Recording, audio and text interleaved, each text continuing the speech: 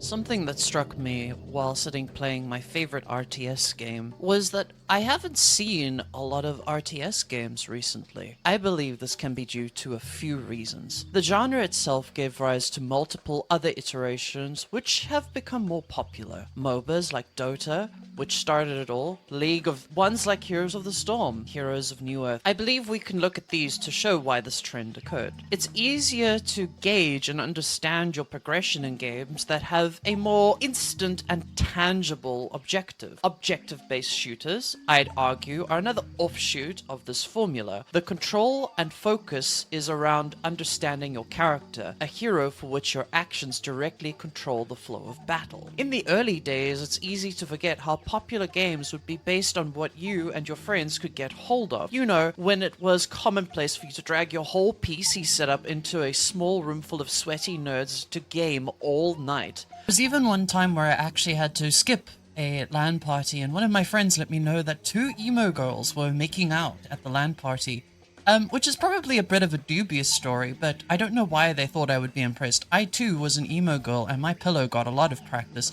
But what really struck me was, I wasn't thinking about how hot it was. I was wondering who was the bot laner and who was support. You know, the usual stuff. So a lot of games were popular because you could play them with your friends, and that was a core element that kept games like Age of Empires, Warcraft, and StarCraft alive. Don't get me wrong, they're not unpopular, just not talked about nearly at the same level they used to be. Nowadays, everyone's PC could basically run the calculations to land on the moon, costs as much as a car, and no one is carrying their tempered glass server case on the daily, so people are less inclined to do local LAN parties. On top of that, internet technology has improved to the point that people barely notice the difference in latency. Most people who game now have fiber. There are more issues with the genre. A lot of them are built around very taxing resource management, with some of them having 5 different resources to keep track of, and also your population cap being tied to your housing capacity. Yes, my feudal society in Age of Empires had better housing standards than most first world countries. Think about that. It's really frustrating when you're being attacked on 2 fronts with your walls collapsing and are on the back foot in general, with a very difficult system of resources blocking your ability to have any chance of a comeback. It's very possible and actually amazing for you to pull it off, but many people don't go far enough into the genre to be familiar with how to do so. When you're playing a singular character in a skilled manner, it's easily tangible how to correct your mistakes. You burned your spell slots, you didn't interrupt the spell, you were too reckless with your rage. RTS games involve that kind of management on a micro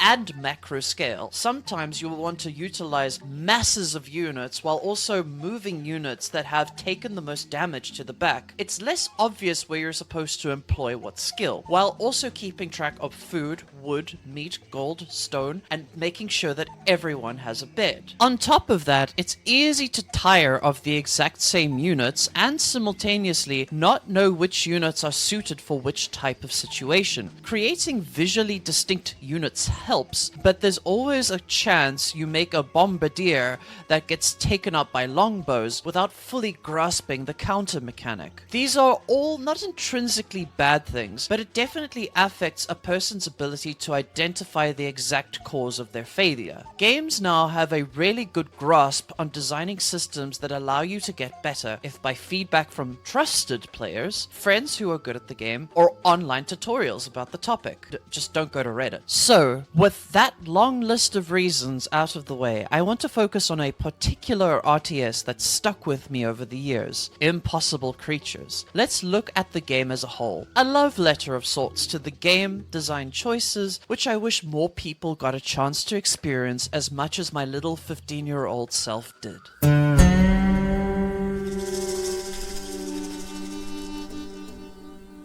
The first thing we have to talk about is the general vibe of the game. The first time you boot this game might be extremely memorable from the get-go. You're greeted with a door opening to reveal a plethora of steampunk aesthetic gears and a globe in the middle. As you zoom in, an unnamed voice lets out a sinister laugh, and the menu music starts playing. Oh my god, the menu music.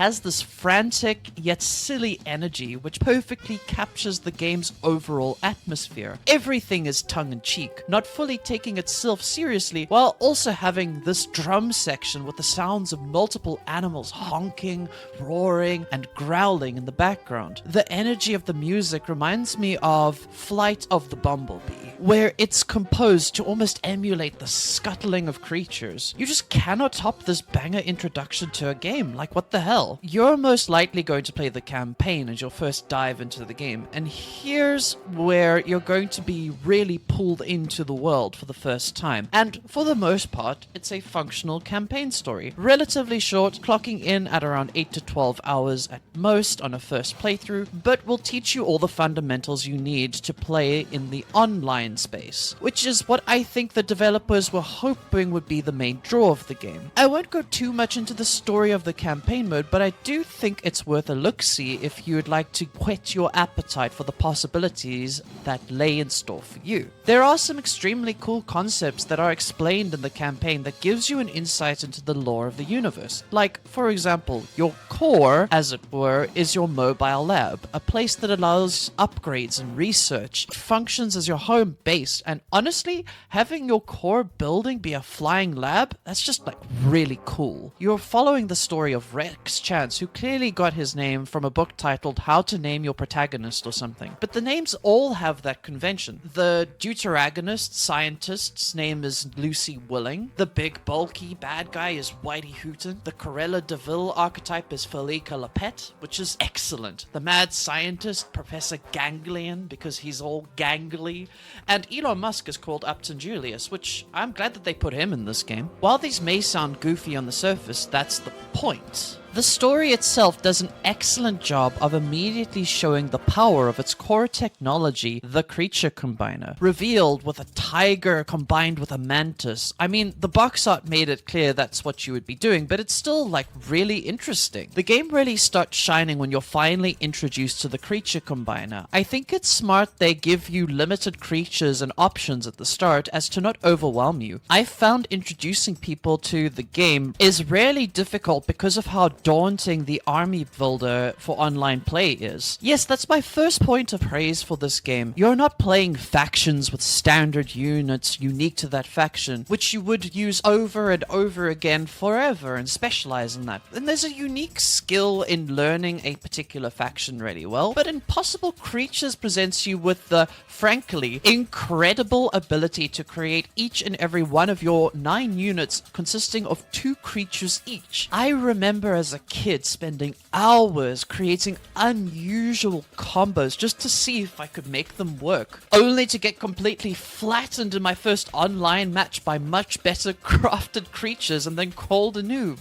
Oh, what bliss. Back to the point, I cannot emphasize how much crafting each aspect of your army before you even hit ready on your next match gives you a feeling that your unique style is being brought into the fray. There will always be more overpowered combos than others, but even then, a lot of the stronger combinations still require skill and understanding to utilize, with counter combos that could render them moot. You were leaving your mark on every match, and I just don't think I've seen an RTS that is allowed for that level of expression and creativity before or since. As you get better at making creatures, you learn to balance resource costs, tech levels, and how each of their abilities work in tandem for devastating effects. For example, if I built a creature with immunity and supplemented that with a flyer that has Defile Land, I could essentially poison the entire battlefield and make it difficult terrain while damaging my opponent, with my creatures being completely unaffected. Use camouflage creatures to duck in and out of battle so you're never in a situation where the opponent fully knows your position and numbers. What about making digging creatures? One moment your enemy thinks they're beating you on the front lines, only to suddenly realize all of their henchmen are dead and they have no more resources to keep pushing the assault. Flashes, bursts, plagues, hovering, charges, herd buffs for extra defense, Pack Hunter for extra damage, Assassinate for massive damage on low damage creatures, Frenzy to berserkerade the opponent and kill them before they even know what hit them. Your creatures can also have swimming or flying traits, requiring aquatic and flying specific creature chambers to create. But once they're down, you can take the assault by air, earth, or sea, amphibious creatures being extremely strong and versatile in the late game. All of this displayed simply as you build them from scratch. Your army is as complex or as simple as you would like. From passives to actives, you can hazard your way to success or use pure brute force. I guarantee you'll never be starved for options. I've never had an experience with an RTS nearly as fun or engaging in this manner. And while you're focusing on how best to craft your army, they've kept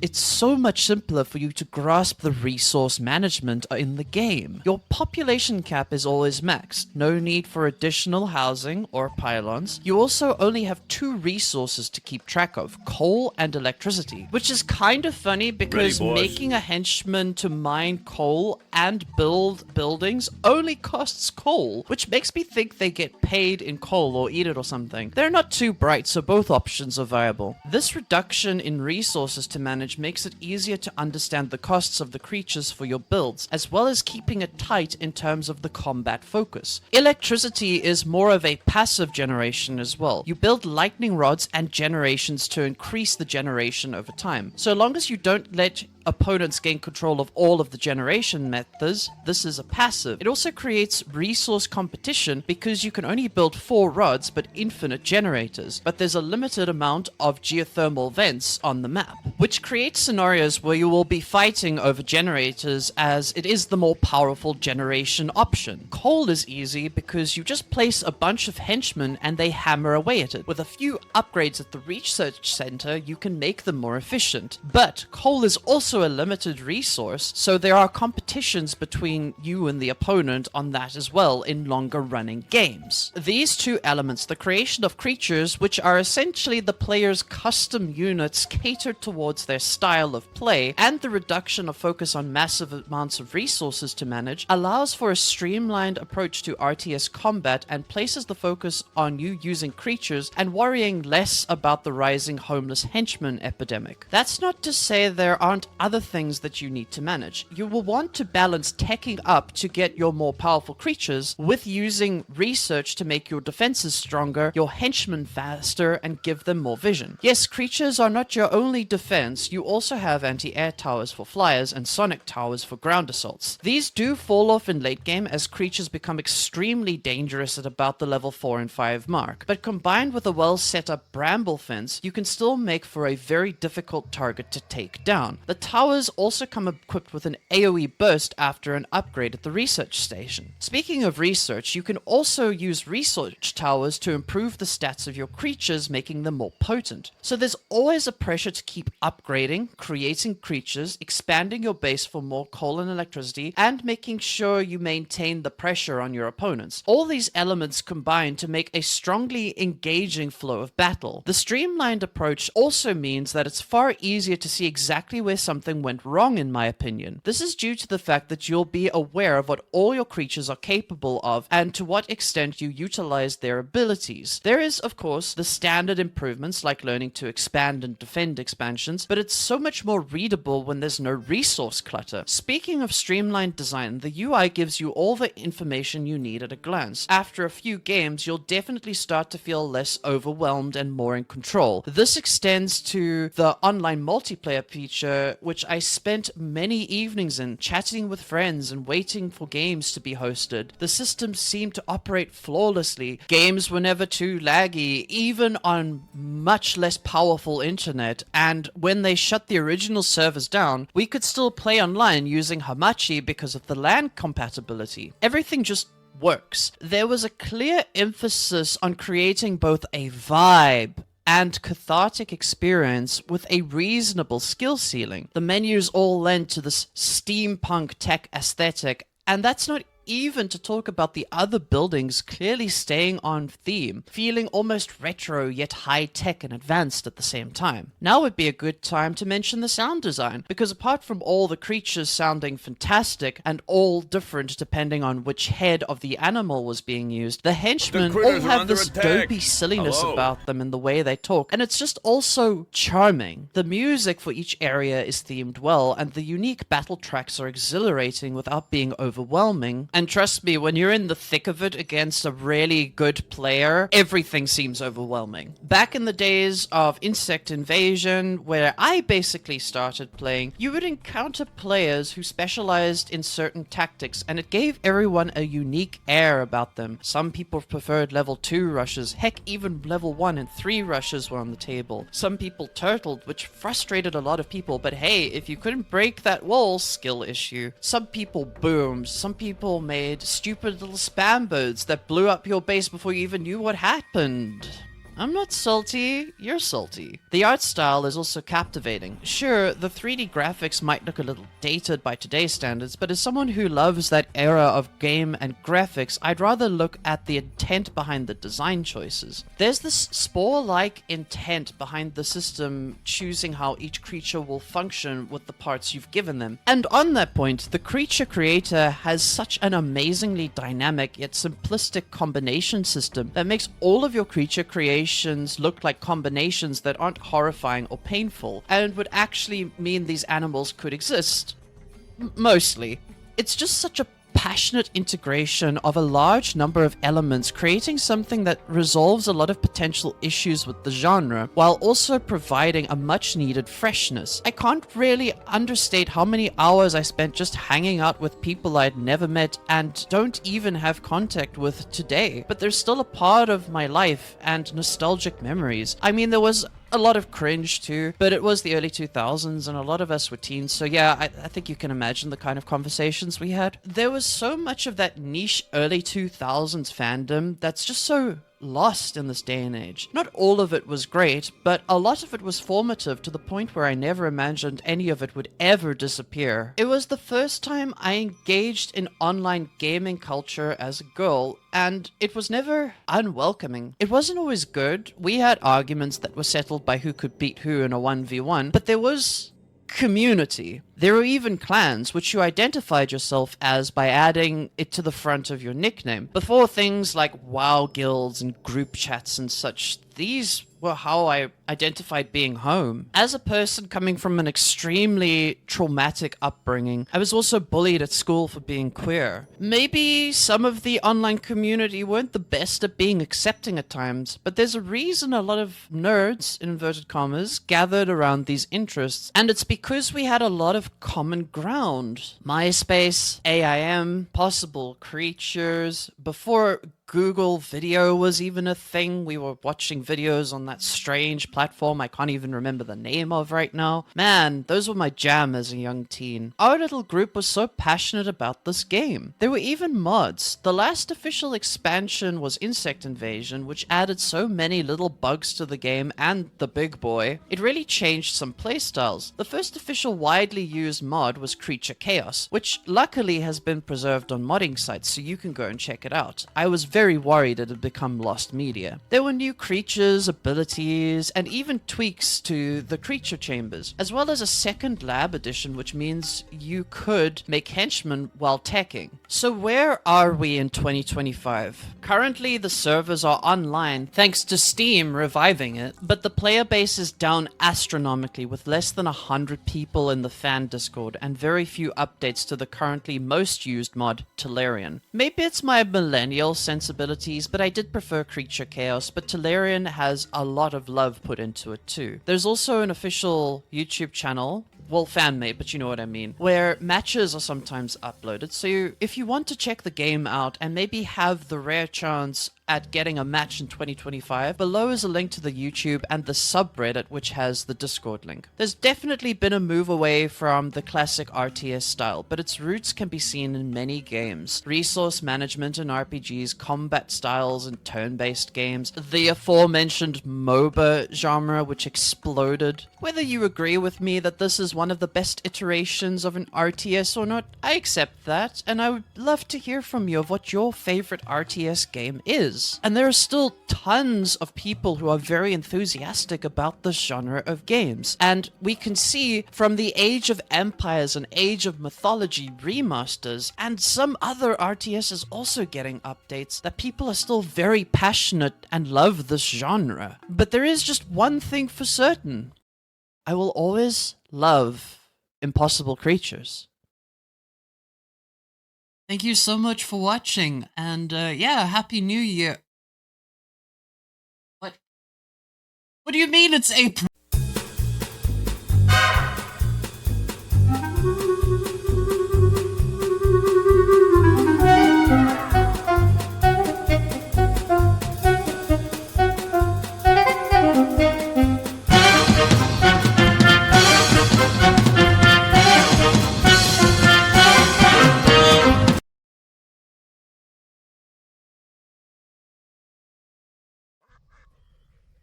Me and my allies are going to enjoy turning your lab into scrap.